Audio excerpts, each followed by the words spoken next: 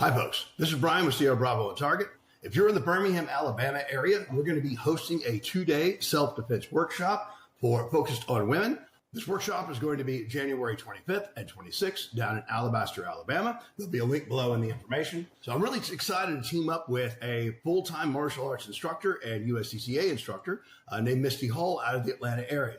I had the opportunity to interview Misty earlier today. I'd like to switch over to that now.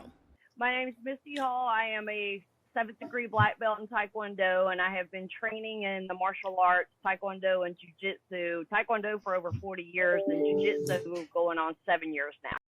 Start off the whole class with a mental walkthrough of your house and discuss different objects you have in the room so we could talk about how they can be used as weapons. Then I'm going to show you some very simple strikes, some hand strikes and some kicks. They're not high kicks. They're very low kicks. They're easy to do. And how to get out of certain situations when somebody grabs you. It is more of a student-guided scenario. So what I do is I take the input from the students, and that's how I structure the class. So it's not the same exact class every time. What are your concerns? Has anything happened to you and you had some issues? Pretty relevant and timely.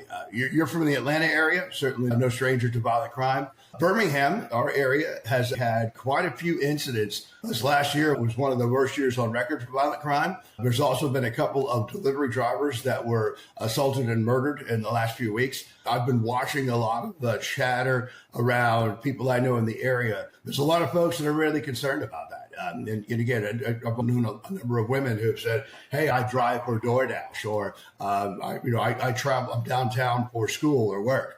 So there's been a lot more concern about that. So that's one of the main reasons we wanted to put a workshop like this together, to give folks exposure to several things. Number one, can you be more aware and in tune with your environment? How can you avoid being in a situation, violent counter, period, right? That's our first technique, is to avoid these.